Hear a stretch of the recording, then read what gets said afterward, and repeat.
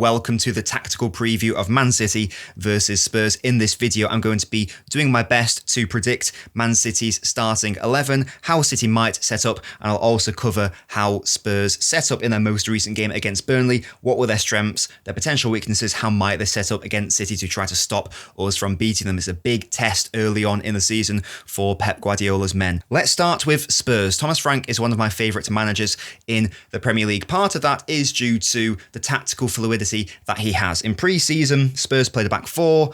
Against Burnley, they played a back four, but then against PSG, they threw all that out the window and they played a back five instead. So do not be surprised if we end up seeing a back five by Spurs instead. But this is how they set up against Burnley. So it was primarily a 4-3-3 off ball, and then when they had possession, it moved to more of this sort of 4-2-4 sort of shape. So you had the full-backs really going far wide, and then the centre-back split. And what this did was it encouraged Burnley's players to be dragged towards the space that the full-backs were creating. This inherently created space for the centre-backs to be able to pick their head up and pick out dangerous passes. That's how one of Spurs' goals was actually scored. I believe it was the third one. It all started with Romero, not enough pressure on him. That is a potential area that City might want to look out for. I'll be addressing that in City's out of possession structure.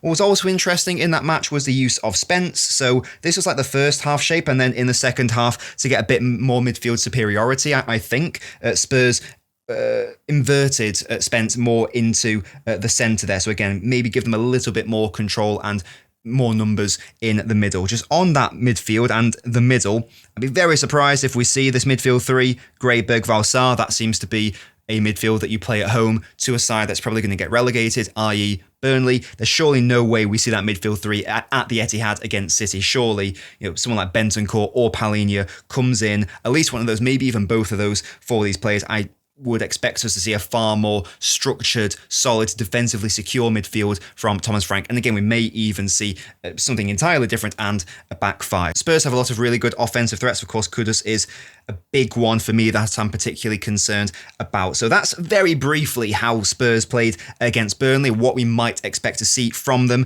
There's also a world where, because it's Thomas Frank, he may do what he did when Brentford came to the Etihad last season, and he might go man-to-man against City. So that's definitely something to look out for as well, and that's something I'm going to address immediately with the side. And I've just realised I claimed this was the team that played against Wolves. I lied because Trafford actually started. I'm going to propose that the exact same midfield out of possession is played of Nico, Bernardo and Reinders. Once again, I fully expect Spurs to have a far more industrious and solid midfield and combative midfield as well. So I'm going to suggest that is the case there. The reason why I'm going to also suggest that maybe Ederson will start, despite all the weird, is he going, is he not going stuff. Maybe this is a bad prediction by me. I've also got in my head, of course, Spurs are a very good side. We don't really know how they're going to play against City. Again, they could be more of a passive back five. There might be a really aggressive 4-2-4 press or a 4-3-3, whatever. There is a world where, as I say, Frank comes to the Etihad and he plays man-to-man, and the way that City have always been able to beat those sorts of presses, we've seen it against Brighton, we've seen it against Brentford, we've even seen it to an extent against Arsenal as well. The way that you do that is you get Ederson to exploit the fact that they, by definition, have to leave Haaland 1v1. The way that you can exploit that is by having someone with Ederson's distribution.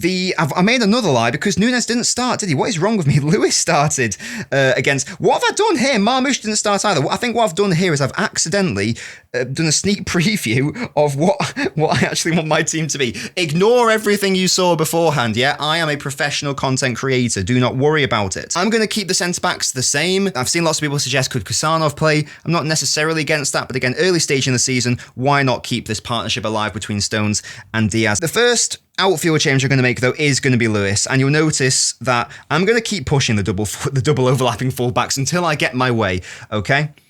Now, the main reason why I want to do this is because of Spurs' really pacey wide players. I like Lewis as a player. He actually I know he won't be up against Kudus, but he did a really good job of locking up Kudus when we played West Ham last season. However, for the most part, I think that there's going to be a real possibility that Frank's Spurs opt to play on the counter-attack, use their pace in behind, in which case I want a far faster space eater fullback on the pitch. I'm going to have Núñez for that reason. I'm going to keep the back four the same as against Wolves. Touch on the midfield, I think that can stay the exact same as well. Foden has come back. Rodri has come back according to Pep. It's still far too soon to be contemplating starting them. I think that Bob deserves to start again after his amazing performance against Wolves. I know that Shirky came on and also did really well, but I think that Bob's performance was really fantastic and it should be rewarded. It's not just because of that performance. I'll get onto the outer possession in a moment. And the other change I'm going to make is Doku off for Marmoush. This isn't punishing Doku, because I've touched on the fact that I felt that he was left isolated against Wolves. It wasn't necessarily his fault. They didn't have the best of games. The reason why I want Marmoush is that because there is almost definitely, given the offensive nature of Porro and Kudus, regardless of how Frank sets up Spurs, there is surely going to be space in behind for whoever is out on this left side to attack. So what I want is a player who's going to be able to make those runs in behind consistently, rather than someone who prefers it more to feet. And I think that if Spurs surprise us all, or maybe not surprise us all, but if they set up more defensively than I may expect, or Pep might expect, whatever, and they play like a back five and it's not working with Marmoush, you can always bring on Doku as an impact sub to try to break that block. I don't see that as a problem. I'd rather have Doku as an option off the bench rather than starting this one for me. Of course, Haaland starts.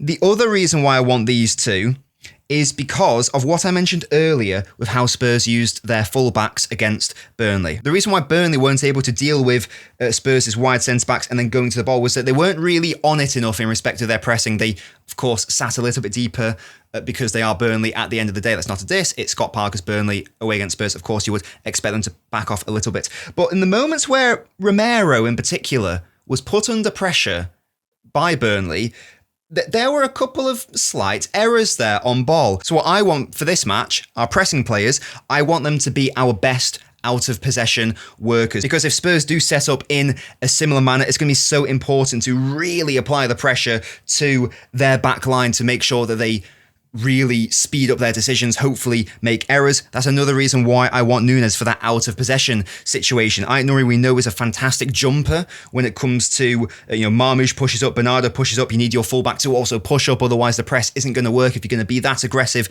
You need someone like that, and Núñez is far more tailored to that than Lewis, who's maybe a bit more of a passive defender than Núñez is, who, again, rightly or wrongly, is always willing to jump up and try to preempt the opposition, try to get there first. Again, sometimes it doesn't work for him, but I think against Spurs, if they set up like they did against Burnley or in a similar-ish manner, then that would also be really good from an out-of-possession perspective. So that is what I would do, ladies and gentlemen. Let me know what you think the score prediction is going to be. I'm going to be confident. I'm going to say that City will win this one 2-1. Again, there's almost definitely going to be a different midfield, but I just can't, whatever midfield they put out, if we run the same midfield, I can't see us losing that midfield battle. Of course, there is a world where we don't actually play the overlapping fullbacks. And I've realised I've not even spoken about the in-possession, really. I've only really touched on the out-of-possession by City. How foolish of me. Let me briefly touch on that now. So it's going to be a shape that you guys know that I'm going to keep pushing. It's the exact same shape as against Wolves. We're just getting into it in a different manner. Instead of having double inverted fullbacks against Wolves, I think we should go for double overlapping fullbacks. There is a potential problem here, a weakness, you might say. No, there isn't a potential weakness. There is an objective weakness. And of course, we know nothing new. There is space in behind. Maybe is there a concern that if you're having Aït-Nouri push up really high, two really good offensive threats on Spurs' right side, Porro and Kudus, are they going to have a field day? Should City actually revert to Aït-Nouri playing more in the midfield as he did against Wolves? So from a rest defence perspective, he's closer to the defensive line, he's closer to his starting position. Does that potentially mitigate it? So would we have an asymmetrical situation where we have one overlapping and one inverting? The reason why I'm going to push back against that is because the only way that Marmoush can be properly facilitated in this particular setup that City seem to be running with, against early days, but seems to be what we are going for. The only way that it can work without Marmoush being a massive non-factor, as I just slam my table there, is if he's allowed to play centrally much closer to Haaland, more as an inside forward. The only way you can achieve that is by having someone else holding the width for him. Now, maybe there is a world where as we saw against Juventus, where these two can interchange, perhaps. But I don't know if that's going to be to the strength of Marmoush. It is to the strength of Doku, absolutely. But Marmoush never really wants to be in these sorts of areas because he's not the best stand-up 1v1 dribbler. I'm not too precious about Núñez, like Lewis could play instead, because we know that Bob is fine to play out on that right wing. Like that, the Wolves match clearly illustrated that Bob is fine to just be isolated on his own, so maybe we do just stick Bob on Spence and that sort of thing. But you're going to see Bob ceiling in more central areas, and that's achieved by having Núñez there instead. So that is what I want to see from City. Once again, of course, there are rest defence concerns. They do have pacey wingers. That is absolutely a way that they could punish us, 100%. And we even saw against Wolves that City were more focused on retaining the ball in the centre and baiting rather than pinning Spurs in. And that could absolutely be to City's detriment.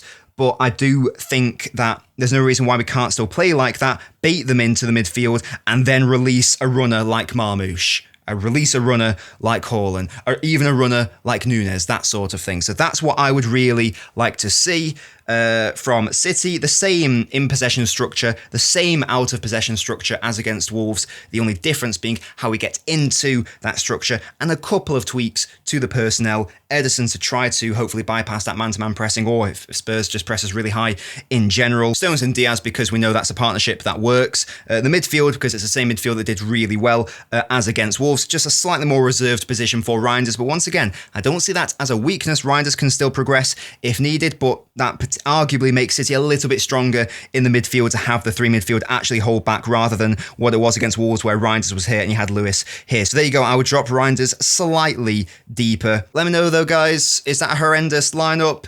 Is there a massive concern about, Ait Nouri having to deal with counterattacks from Kudus and Porro? Let me know what you think in the comment section. Hopefully you enjoyed this tactical preview. If you keep enjoying these videos, I will keep making them. Let me know you enjoyed them by leaving a like on the video, and I'll catch you next time.